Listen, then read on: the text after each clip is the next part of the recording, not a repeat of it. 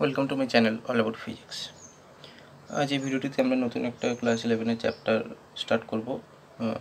চ্যাপ্টারটা হচ্ছে কি আয়তন বিশিষ্ট বস্তুর ধর্মাবলী। যেসব বস্তুর আয়তন রয়েছে সেই সব বস্তুর কিছু বিশেষ ধর্মাবলী, তার মধ্যে একটা ইউনিট, সেই ইউনিটের একটা চ্যাপ্টার হচ্ছে ইলাস্টিসিটি, স্থিতিস্থাপকতা। তো নামটার সঙ্গে আমরা বহুদিন আগে থেকে পরিচিত যে একটা স্থিতিস্থাপকতা মানে কোনো বস্তুর এমন একটি অন্তর্নিহিত একটা ধর্ম বোঝায় যেটা সাহায্যে কোনো বস্তুর আকার বা আয়তনে পরিবর্তন করে সেই প্রচেষ্টাকে বাধা দেয়। মানেটা কি?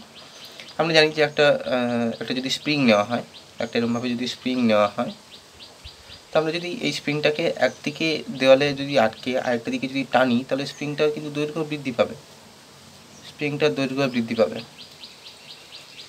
পাবে। আবার স্প্রিংটাকে যখন টেনে আমি যখন ছেড়ে দেবো, তখন আবার সেটা সংকুচিত হয়ে আবার সে আগের অবস্থায় ফিরে আসবে। সুতরাং আমরা যখন স্প্রিংটাকে যখন টানছি, একটা বল প্রয়োগ করছি, স্প্রিংয়ের বিভিন্ন অংশগুলি দূরে সরে যাচ্ছে, পরপর দূরে সরে গিয়ে প্রসারিত হচ্ছে। আবার যখন ছেড়ে দিচ্ছি সেটা আবার ঠিক তার আগের অবস্থায় সংযোজিত হয়ে আসছে। এই যে একটি বাহ্যিক বল প্রয়োগ করে কোনো স্থিতিস্থাপক বস্তু, মানে এই যে একটা বস্তুকে টানা হলো, টেনে ছেড়ে দিলে, টানলে তার দৈর্ঘ্য পরিবর্তন হচ্ছে, ঠিক আছে, আবার ছেড়ে দিলে সেটা আবার তার পূর্বের আকার অবস্থায় ফিরে এসছে। এই ধর্মটাকে স্থিতিস্থাপকতা বলা হয়।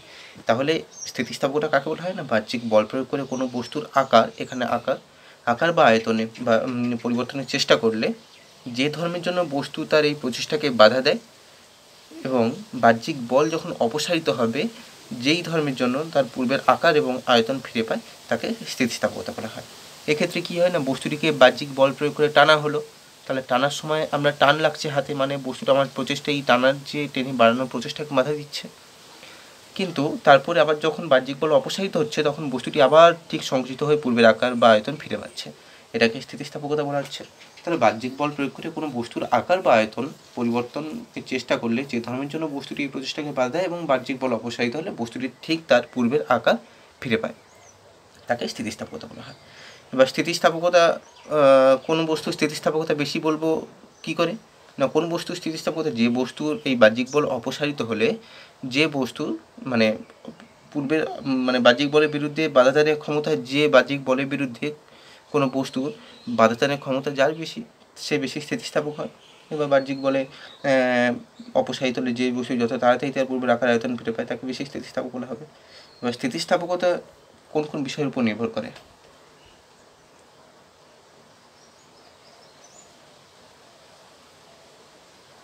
স্থিতিস্থাপকতা একটা হচ্ছে কি ডিপেন্ড করছে, যেটা হচ্ছে কি টেম্পারেচারের উপর।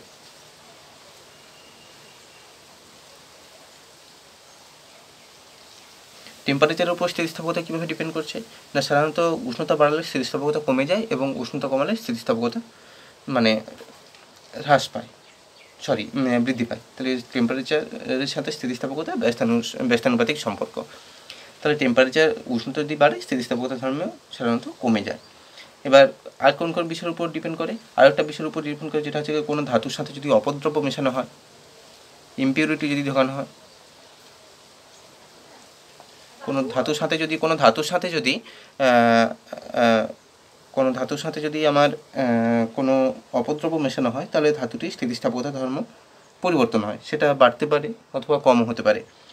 এবার কোনো ধাতুকে যদি বারবার বিকৃত করা হয়, তাহলে ধাতুর স্থিতিস্থাপকতা কমে যায়। উদাহরণস্বরূপ বলা যায় যে, মানে একটি যদি আমার ইস্পাতের দণ্ড থাকে, তাকে যদি বারবার বাঁকানো হয় বা বারবার বিকৃত করা হয়, আবার ছাড়া হয়, যখন যেমন তেমনভাবে এদিকে বাঁকানো হচ্ছে, আবার ছেড়ে দিয়ে আবার এদিক থেকে মুড়ে দেওয়া হচ্ছে, এরকম করে যদি বারবার বিকৃত করা হয়, তাহলে তার স্থিতিস্থাপকতা ধর্ম কমে যায়, পরপর ভঙ্গুর হয়ে পড়বে এটা দণ্ডটা। এবার কয়েকটি প্রয়োজনীয় সংজ্ঞা আমার কিছু লাগবে, যে সংজ্ঞাটা হচ্ছে পূর্ণ দৃঢ় বস্তু,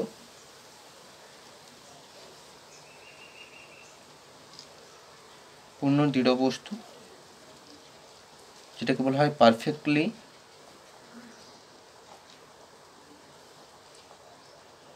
রিজিড বডি। পূর্ণ দৃঢ় বস্তু কাকে বলা হচ্ছে না, যে কোনো বাহ্যিক বল প্রয়োগ করে কোনো বস্তু বিভিন্ন অংশের মধ্যে যদি কোনো বিকৃতি না সৃষ্টি করা যায়, তাহলে তাকে পূর্ণ দৃঢ় বস্তু বলা হয়। ধরা যাক এই একটা হচ্ছে ইস্পাতের দণ্ড, একে আমি জোরে টানছি, ঠেলছি, যাই কিছু করি না কেন, এর আকার বা আয়তনে কোনো পরিবর্তন হচ্ছে না, সেজন্য একে পূর্ণ দৃঢ় বস্তু বলা হবে। এবার বাস্তবে কোনো বস্তু কিন্তু পূর্ণ দৃঢ় বস্তু নয়,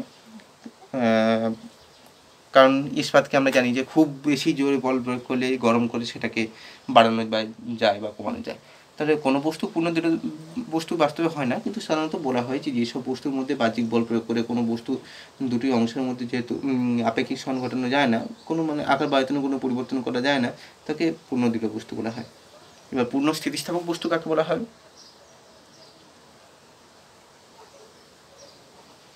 পূর্ণ স্থিতিস্থাপক বস্তু,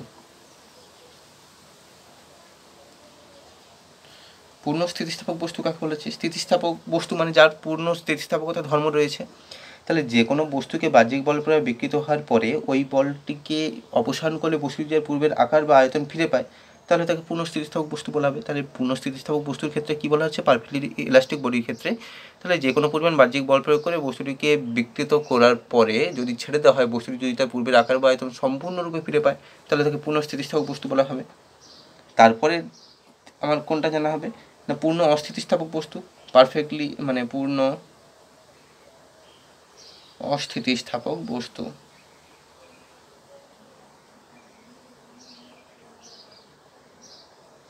তাহলে বাহ্যিক বল প্রয়োগ করে কোনো বস্তু বিকৃত হওয়ার পরে ওই বলটিকে অপসারণ করলে বস্তুটি যদি তার পূর্বের আকার বা আয়তন যদি ফিরে না পায়, ওই বিকৃত অবস্থাতেই যদি থেকে যায়, তাহলে তাকে পূর্ণ অস্থিতিস্থাপক বস্তু, পারফেক্টলি প্লাস্টিক বডি। যেমন ধরা যাক এরকম একটা দণ্ড রয়েছে, একে আমি বাহ্যিক বল প্রয়োগ করলাম, এফ বল প্রয়োগ করছি, করার পরে বস্তুটা তার এই দৈর্ঘ্য বৃদ্ধি হচ্ছে, এই বিকৃত অবস্থায় এসেছে, তারপরে বলটাকে আমি তুলে নিলাম, সেটা এই অবস্থাতেই থেকে যাবে, আর সে তার পূর্বের এই যে দৈর্ঘ্যটা ছিল, এল দৈর্ঘ্য ছিল, এই দৈর্ঘ্যটা আর ফিরে পেল না, তাহলে তখন তাকে পূর্ণ অস্থিতিস্থাপক বস্তু করা হচ্ছে।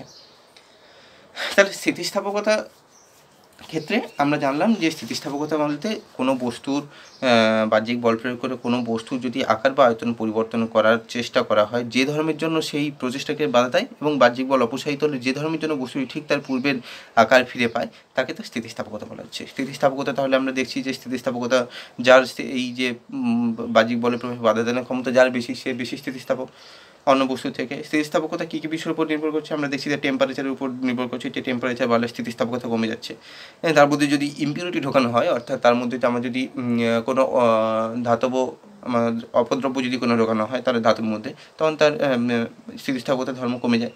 তার মধ্যে যদি বারবার যদি ভঙ্গুর করা হয়, বারবার যদি মাখানো হয় বা বারবার বিকৃত করা হয়, তাহলে তখন তাকে তার স্থিতিস্থাপকতার ধর্ম কমে যাচ্ছে। কয়েকটি সংজ্ঞা আমাকে জানতে হলো, যেটা পূর্ণ দৃঢ় বস্তু কাকে বলা হচ্ছে না? কোনো বাহ্যিক পরিমাণ বল প্রয়োগ করে কোনো বস্তু যদি তার মানে কোনো রকম যদি দৈর্ঘ্যের বা আকার আয়তনে কোনো রকম পরিবর্তন না করা যায়, অর্থাৎ তার অণুগুলির মধ্যে যদি পারস্পরিক দূরত্ব যদি পরিবর্তন না করা যায় বাহ্যিক যে কোনো পরিমাণ বাহ্যিক বল প্রয়োগ করে, তখন তাকে পূর্ণ দৃঢ় বস্তু বলা হচ্ছে। পূর্ণ স্থিতিস্থাপক বস্তু কাকে বলা হচ্ছে না? বাহ্যিক বল প্রয়োগ করে কোনো বস্তুকে বিকৃত করার পরে ওই বলটি অপসারিত হলে বস্তু যদি তার পূর্বের আকার বা আয়তন সম্পূর্ণরূপে ফিরে পায়, তাহলে তাকে পূর্ণ স্থিতিস্থাপক বস্তু বলা হচ্ছে। পূর্ণ অস্থিতিস্থাপক বস্তু কাকে বলা হচ্ছে না? বাহ্যিক বল প্রয়োগ করে কোনো বস্তুর আকার বা আয়তনে পরিবর্তন করলে বল অপসারণ করার পরে বস্তু যদি পূর্বের আকার বা আয়তন না ফিরে পায়, সেটি যদি সেই বিকৃত অবস্থাতেই যদি থেকে যায়, তাহলে তাকে পূর্ণ অস্থিতিস্থাপক বস্তু বলা হচ্ছে। এখানে আরেকটা জিনিস আমাকে যেটা জানতে হবে, যে ইলাস্টিক লিমিট বা স্থিতিস্থাপক সীমা। ইলাস্টিক লিমিট, স্থিতিস্থাপক সীমা কাকে বলা হচ্ছে? তাহলে আমরা তো দেখলাম যে একটা স্প্রিংকে বল প্রয়োগ করলে সেটা বিকৃত হচ্ছে, ছেড়ে দিলে আবার তার পূর্ব অবস্থায় ফিরে আসছে। কিন্তু বাস্তবে কি যে কোনো পরিমাণ বল প্রয়োগ করে স্প্রিংকে বিকৃত করা পরে ছেড়ে দিলে সে কি আবার পূর্বের আকার আয়তন ফিরে পাবে? নিশ্চয়ই নয়। তাহলে স্প্রিংটিকে একটা নির্দিষ্ট, ধরা যাক আমার এক ডাইন বল প্রয়োগ করা হচ্ছে, সে বিকৃত হলো, সেই বলটাকে ছেড়ে দিলে সে আবার পূর্বের আয়তন ফিরে পেলো। 2 ডাইন করা হচ্ছে, এইভাবে আমি 220 ডাইন বল প্রয়োগ করলাম, সে বিকৃত হলো, আবার ছেড়ে দিলে পূর্বের আয়তন ফিরে পাচ্ছে।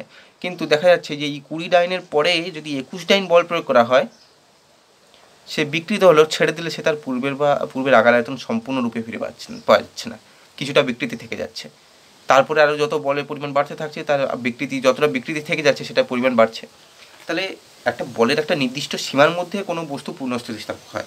অর্থাৎ তাহলে আমি স্থিতিস্থাপক লিমিটটা বা স্থিতিস্থাপক সীমাটাকে আমি কীভাবে বলি না, কোনো বস্তুকে একটা নির্দিষ্ট পরিমাণ মানে বলের একটি সর্বোচ্চ মানে যে নির্দিষ্ট সর্বোচ্চ মানের মধ্যে বস্তুটি পূর্ণ স্থিতিস্থাপক থাকে, অর্থাৎ বস্তুটি বাহ্যিক বল অপসারিত হলে বস্তুটি তার পূর্বের আকার বা আয়তন সম্পূর্ণরূপে ফিরে পায়, সেই ম্যাক্সিমাম যে ম্যাগনিটিউডটা রয়েছে মানে বাহ্যিক বলের, যার মধ্যে কিনা এই বস্তুটা পূর্ণ স্থিতিস্থাপক হয়, তাকে ইলাস্টিক লিমিট বলা হয়।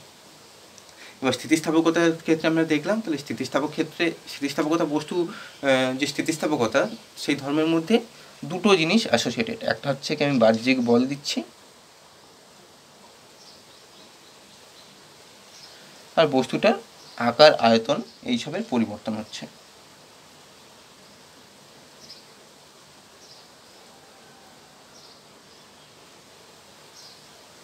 আকার আয়তনে পরিবর্তন, এই দুটো জিনিস একটা স্থিতিস্থাপক বস্তুর সঙ্গে অ্যাসোসিয়েটেড। কেন কি না, বাহ্যিক বল যখন প্রয়োগ করছি তখন বস্তুর আকার বা আয়তন পরিবর্তন হচ্ছে, এই আকার বা আয়তন পরিবর্তন হচ্ছে, আবার বাহ্যিক বল অপসারিত হলে আকার বা আয়তন পরিবর্তনটা আবার শূন্য হয়ে যাচ্ছে। আর আকার বা আয়তনের পরিবর্তন হচ্ছে মানে নিশ্চয়ই বাহ্যিক বল প্রয়োগ করা হচ্ছে। তাহলে যে কোনো স্থিতিস্থাপক বস্তুতে বাহ্যিক বল প্রয়োগ করে বস্তুর আকার বা আয়তনের পরিবর্তন হয়, এই দুটো জিনিস অ্যাসোসিয়েটেড। তো এইখানে আমাকে জানতে হবে যে বিকৃতি, বিকৃতি বা স্ট্রেন। বিকৃতি কী বলা হয় না, স্থিতিস্থাপক বস্তুর ক্ষেত্রে বাহ্যিক বল প্রয়োগ করলে তার যে বিভিন্ন অংশ পরস্পর থেকে দূরে সরে যায় বা কাছে সরে আসে, এই পরিবর্তনকেই বিকৃতি বলা হচ্ছে। মানে কি, এখানে আমি বাহ্যিক বল প্রয়োগ করলাম, আকার বা আয়তনে পরিবর্তন হচ্ছে। আমরা এই যে স্প্রিংয়ের ক্ষেত্রে দেখলাম, এই যে স্প্রিংটাতে আমি একটা এফ বল প্রয়োগ করছি, তার দৈর্ঘ্য পরিবর্তন হলো। এখানে স্প্রিংয়ের ক্ষেত্রে শুধুমাত্র দৈর্ঘ্য থাকে, তো দৈর্ঘ্যটা পরিবর্তন হয়ে তার দৈর্ঘ্য পরিবর্তন হলো। তাহলে এই বাহ্যিক বল প্রয়োগ করলে তার পরস্পর, এই যে স্প্রিংয়ের ক্ষেত্রে পরস্পর অংশগুলি পরস্পর থেকে দূরে সরে গেল। আবার আমি যদি একে সংকুচিত বল প্রয়োগ করতাম এফ, তখন পরস্পর মানে কাছে সরে আসতো, দুটো এই যে স্প্রিংয়ের যে দৈর্ঘ্যটা পরস্পর ছোটো হয়ে যেত। তাহলে সুতরাং বাহ্যিক বল প্রয়োগ করলে যে কোনো স্থিতিস্থাপক বস্তু বিভিন্ন অংশগুলি পরস্পর থেকে হয় দূরে সরে আসে, নাহলে কাছে সরে আসে, নাহলে দূরে সরে যায়। তো এই যে পরিবর্তনটা হয়, তার দৈর্ঘ্য আকার বা আয়তন যাই হোক না কেন, তার যে পরিবর্তনটা হয় তাকে বিকৃতি বলা হচ্ছে। এটাকে বলা হয় বিকৃতি। তাহলে বিকৃতি কী হলো না, বাহ্যিক বলের প্রভাবে স্থিতিস্থাপক বস্তু বিভিন্ন অংশ পরস্পর থেকে দূরে সরে যায় বা কাছে সরে আসে, এই ফলে বস্তুটির দৈর্ঘ্য আকার বা আয়তনে পরিবর্তন ঘটে, এই পরিবর্তনকে বিকৃতি বলা হচ্ছে। বিকৃতি সাধারণত তিন ধরনের হচ্ছে। বিকৃতি কত ধরনের হচ্ছে? তিন ধরনের। একটা হচ্ছে কি দৈর্ঘ্য বরাবর বিকৃতি, যেটাকে বলা হয় অনুদৈর্ঘ্য বিকৃতি। এই দৈর্ঘ্য বরাবর যে বিকৃতি সেটা বলা হয় অনুদৈর্ঘ্য বিকৃতি। একটা বিকৃতি হচ্ছে আয়তনের দিক থেকে আয়তন বরাবর বিকৃতি, আয়তনের বিকৃতি, আয়তনের পরিবর্তন, সেটাকে বলা হচ্ছে আয়তন বিকৃতি।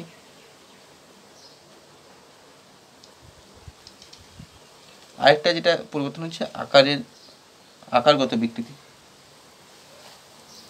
আকারগত যে বিকৃতি হচ্ছে সেটাকে বলা হচ্ছে ক্লিন্তন বিকৃতি।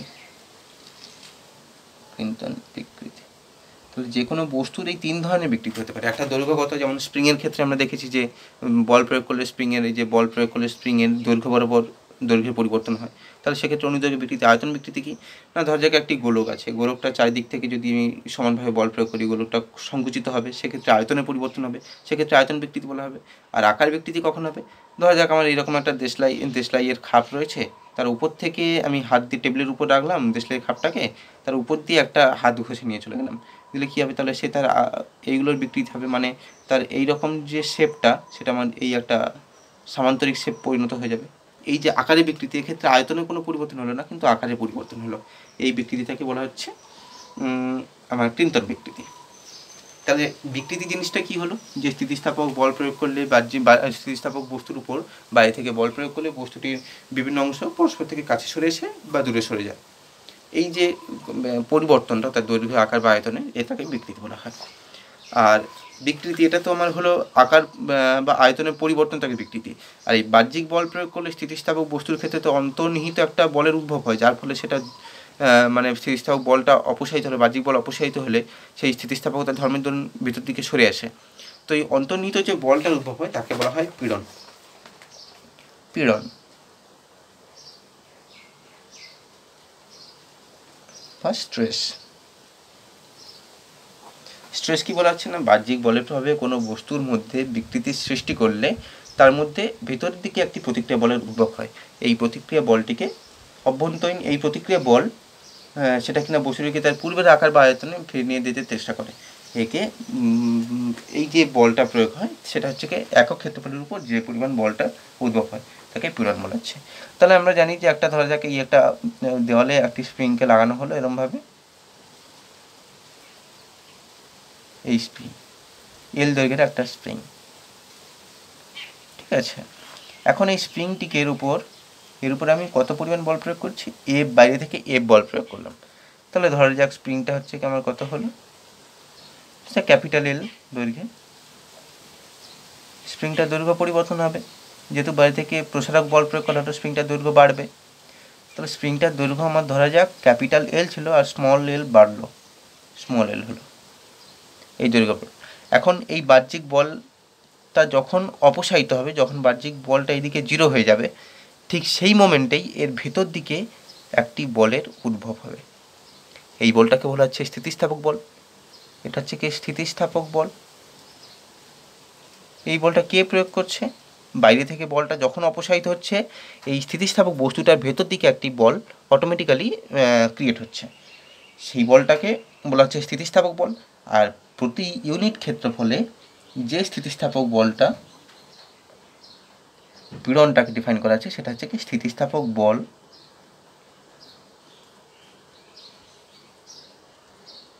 স্থিতিস্থাপক বল বাই ক্ষেত্রফল। প্রতি একক ক্ষেত্রফলে যে পরিমাণ স্থিতিস্থাপক বলের উদ্ভব হয় তাকে পীড়ন বলা হচ্ছে। তাহলে পীড়নটা কি হচ্ছে? স্থিতিস্থাপক বল বাই ক্ষেত্রফল। তাহলে পীড়নের একক কি হতে পারে? চাপের, এটা হচ্ছে কি এক ধরনের চাপ, কারণ বল বাই ক্ষেত্রফল মানে চাপ। তাহলে চাপের একক কত হবে? তাহলে নিউটন পার মিটার স্কোয়ার, যেটাকে বলা হয় পাস্কাল। এটা হচ্ছে কি এসআই ইউনিট হবে, আর সিজিএস ইউনিট হবে dyne per centimetre square cm square. এটা হচ্ছে কি সিজিএস। একইভাবে বিকৃতিটা যেটা আমি ডিফাইন করেছিলাম, বিকৃতিকে যে ডিফাইন করিনি, আমি জাস্ট সংজ্ঞাটা বলেছিলাম যে কোনো বস্তুর স্থিতিস্থাপক বস্তুর বাইরে থেকে বল প্রয়োগ করলে তার দৈর্ঘ্য আকার বা আয়তনে পরিবর্তন হয়, এই পরিবর্তনটাকে বিকৃতি বলা হয়। আর এই বিকৃতিটাকে ম্যাথমেটিক্যালি ডিফাইন করা হয়, বিকৃতি ইজ ইকুয়াল টু, বিকৃতিটাকে বলা হয় প্রাথমিক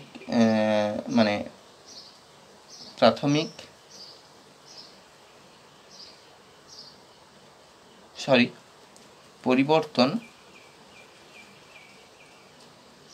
বাই প্রাথমিক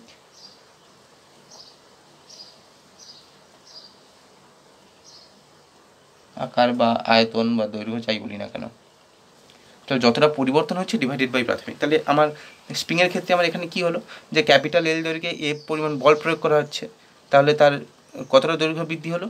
আগে ক্যাপিটাল এল ছিল, এখন দৈর্ঘ্য হলো ক্যাপিটাল এল প্লাস এল। তাহলে কতটা দৈর্ঘ্য পরিবর্তন হলো? সেটা হচ্ছে কি এল। আর কতটা দৈর্ঘ্যের প্রাথমিক ছিল? ক্যাপিটাল এল এর উপর।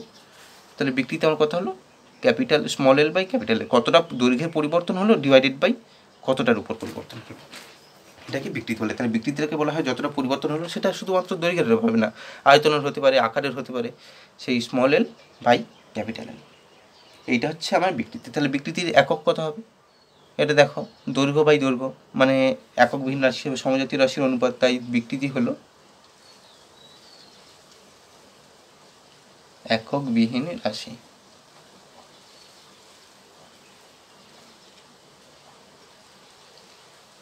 একক বিহীন রাশি। এবার স্থিতিস্থাপক বস্তুর ক্ষেত্রে আমরা এই কয়েকটা সংজ্ঞা আমাদের লাগলো। তাহলে স্থিতিস্থাপকতা বলতে আমরা কি বুঝলাম?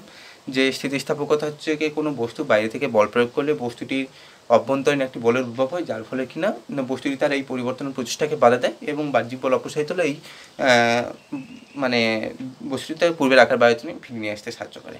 এই যে বস্তুটির বাহ্যিক বল প্রয়োগ করে যে তার দৈর্ঘ্য বা আয়তনের পরিবর্তন হলো, এই পরিবর্তন প্রাথমিক আয়তন আকার বা দৈর্ঘ্যের উপর যে পরিবর্তন হয় সেটাকে বিকৃতি বলা হচ্ছে।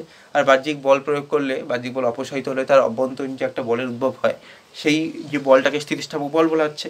আর সেই স্থিতিস্থাপক বল একক ক্ষেত্রফলের উপর যে মানটা হচ্ছে সেটাকে স্থিতিস্থাপক আমার পীড়ন বলা হচ্ছে। এখন এই স্থিতিস্থাপকতা সংক্রান্ত একটি সূত্র আছে, সেটা হচ্ছে কি হুকের সূত্র।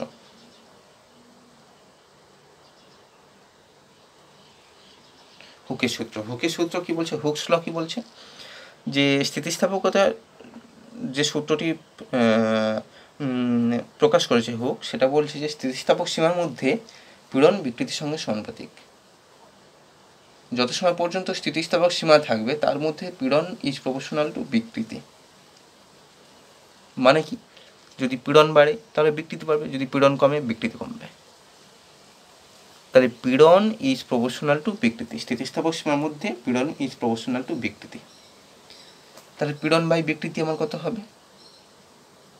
পীড়ন বাই বিকৃতি is equal to some constant হবে, কারণ এখানে পীড়ন ইকুয়াল টু কনস্ট্যান্ট ইন্টু বিকৃতি হবে। তখন তাহলে স্থিতিস্থাপক সীমার মধ্যে পীড়ন ইজ প্রপোর্শনাল টু বিকৃতি, একে হুকের সূত্র বলা হয়। তাহলে পীড়ন বাই বিকৃতি কি হচ্ছে কি একটা কনস্ট্যান্ট হচ্ছে, যেই কনস্ট্যান্টটা বিভিন্ন বিকৃতির ক্ষেত্রে বিভিন্ন নাম রয়েছে। যখন বিকৃতিটা অনুদৈর্ঘ্য বিকৃতি হবে, অর্থাৎ যখন দৈর্ঘ্য বরাবর বিকৃতি হবে, তখন সেই কেটাকে বলা হবে ইয়ংস মডুলাস। তাহলে ইয়ং মডুলাস কখন বলা হবে? তাহলে অনুদৈর্ঘ্য পীড়ন, অনুদৈর্ঘ্য বিকৃতির ক্ষেত্রে অনুদৈর্ঘ্য পীড়ন ডিভাইডেড বাই অনুদৈর্ঘ্য বিকৃতি। তাহলে যখন শুধুমাত্র অনুদৈর্ঘ্য মানে কি, যখন খালিমাত্র দৈর্ঘ্য বরাবর বিকৃতি হবে। আমরা দেখলাম যে স্প্রিংয়ের ক্ষেত্রে, এই যে স্প্রিংয়ের ক্ষেত্রে আমি বল প্রয়োগ করলাম, তার বিভিন্ন অংশ পরস্পর দূরে সরে গিয়ে তার অনুদৈর্ঘ্য বরাবর একটা বিকৃতি হলো। সেই বিকৃতির ক্ষেত্রে তার অভ্যন্তরীণ যে পীড়ন ভাজিতক তার যে অনুদৈর্ঘ্য যতটা বিকৃতি হলো, সেই বিকৃতি সেটাকে হচ্ছে কি আমার হচ্ছে কি অনুদৈর্ঘ্য পীড়ন ভাজিতক অনুদৈর্ঘ্য বিকৃতিকে বলা হচ্ছে ইয়ংস মডুলাস। এই যে কনস্ট্যান্টটা, এই কনস্ট্যান্টের নাম হলো তখন ইয়ংস মডুলাস, ওয়াই দ্বারা প্রকাশ করা হচ্ছে। এই কনস্ট্যান্টটাকেই আবার আয়তন বিকৃতির ক্ষেত্রে কে দ্বারা প্রকাশ করা হচ্ছে, আয়তন বিকৃতি গুণাঙ্ক বলা হচ্ছে তখন। আয়তন বিকৃতি এই যে তাহলে পীড়ন ইজ প্রপোর্শনাল টু বিকৃতি স্থিতিস্থাপক সীমার মধ্যে, তাহলে পীড়ন বাই বিকৃতি ইকুয়াল টু কনস্ট্যান্ট, এই কনস্ট্যান্টটাকে বলা হচ্ছে কি না স্থিতিস্থাপক গুণাঙ্ক।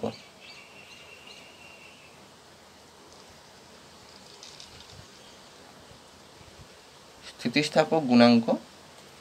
আবার এই স্থিতিস্থাপক গুণাঙ্কটা অনুদৈর্ঘ্য বিকৃতির ক্ষেত্রে সেটা হচ্ছে কি ইয়ংস মডুলাস নাম। যখন আয়তন বিকৃতি হবে তখন সেটা বাল্ক মডুলাস নামে পরিচিত। বাল্ক মডুলাস কি সেটাকে বলা হয় তাহলে অনুদৈর্ঘ্য, তখন আমার হচ্ছে কি আয়তন পীড়ন ভাজিতক আয়তন বিকৃতি হবে, আয়তন পীড়ন ভাজিতক আয়তন বিকৃতি হবে।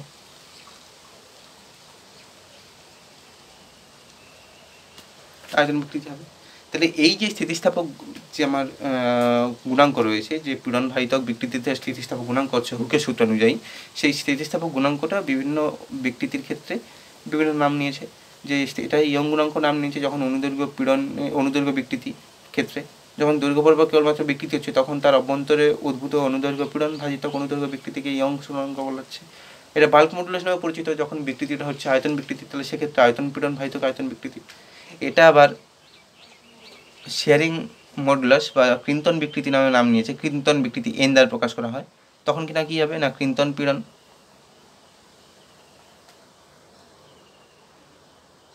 ভাজিতক ক্রিন্তন বিকৃতি।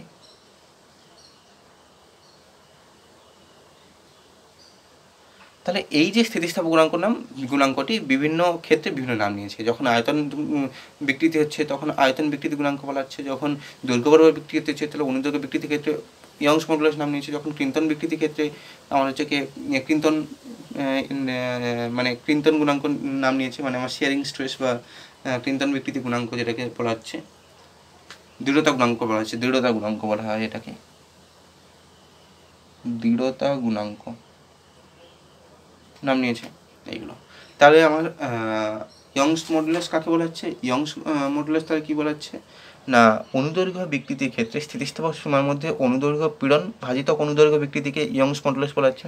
তাহলে ইয়ংস মডুলাস কোন ক্ষেত্রে প্রযোজ্য হবে না যখন কেবলমাত্র অনুদৈর্ঘ্য বিকৃতি ঘটবে। তাহলে অনুদৈর্ঘ্য বিকৃতি একমাত্র কখন ঘটবে না স্প্রিংয়ের ক্ষেত্রে, স্প্রিং রবার এইসবের ক্ষেত্রে বাজিক বল প্রয়োগ করা হলো, তার দৈর্ঘ্য বিকৃতি হলো, দৈর্ঘ্য বাড়লো, এটা ক্যাপিটাল এল ছিল আর এখানে ক্যাপিটাল এল প্লাস স্মল এল হলো, এই ক্ষেত্রে অনুদৈর্ঘ্য পীড়ন, সেক্ষেত্রে একটা অনুদৈর্ঘ্য পীড়ন ভাজিতক অনুদৈর্ঘ্য বিকৃতি হবে, সেটা ইয়ংস মডুলাস হলো।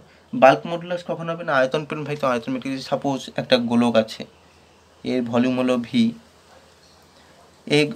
এর ভলিউম হলো ভি, এর মধ্যে একটা মানে হচ্ছে কি বাইরে থেকে এমনভাবে বল প্রয়োগ করা হলো যেটা তার হচ্ছে কি দৈর্ঘ্য আয়তন বাড়ালো, আয়তন বেড়ে কত হলো না ভি প্লাস স্মল ভি। তাহলে এক্ষেত্রে আমার কী হলো না আয়তন পীড়ন উদ্ভূত হচ্ছে, সেই আয়তন পীড়ন ভাজিতক আয়তন বিকৃতিকে এই আয়তন বিকৃতি গুণাঙ্ক বলা হচ্ছে। তাহলে স্থিতিস্থাপক সীমার মধ্যে আয়তন পীড়ন ভাজিতক আয়তন বিকৃতিকে স্থিতিস্থাপক মানে হচ্ছে বাল্ক মডুলাস বা আমার আয়তন বিকৃতি গুণাঙ্ক বলা হচ্ছে। দৃঢ়তা গুণাঙ্ক কাকে বলা হচ্ছে না দৃঢ়তা গুণাঙ্ক যখন দৃঢ়তা গুণাঙ্কটাকে একটু পরে আসছে। তাহলে আমার হুকের সূত্র অনুযায়ী কী হলো যে স্থিতিস্থাপক সীমার মধ্যে পীড়ন বিকৃতির সঙ্গে সমানুপাতিক, এই পীড়ন বাই বিকৃতি হচ্ছে কনস্ট্যান্ট হচ্ছে, এই কনস্ট্যান্টটাকে বলা হচ্ছে কি স্থিতিস্থাপক গুণাঙ্ক। স্থিতিস্থাপক গুণাঙ্ক, এই স্থিতিস্থাপক গুণাঙ্কটাই বিভিন্ন ক্ষেত্রে বিভিন্ন নাম নিয়েছে। অনুদৈর্ঘ্য বিকৃতির ক্ষেত্রে অনুদৈর্ঘ্য পীড়ন ভাজিতক অনুদৈর্ঘ্য বিকৃতি, সেই পীড়ন ভাজিতক বিকৃতি এখানে খালি অনুদৈর্ঘ্য চলে আসবে, অনুদৈর্ঘ্য পীড়ন ভাজিতক অনুদৈর্ঘ্য বিকৃতিকে ইয়ংস মডুলাস বলা হচ্ছে। এবার এটা হচ্ছে কি আয়তন বিকৃতির ক্ষেত্রে আয়তন পীড়ন ভাজিতক আয়তন বিকৃতিকে বাল্ক মডুলাস বলাচ্ছে। আবার ক্রিন্তন বিকৃতির ক্ষেত্রে ক্রিন্তন পীড়ন ভাজিতক ক্রিন্তন বিকৃতিকে দূরত্ব গুণাঙ্ক বলাচ্ছে। তো আপাতত আজকের এইটাই থাক। পরবর্তী ভিডিওতে আমরা নেক্সটগুলো কন্টিনিউ করব।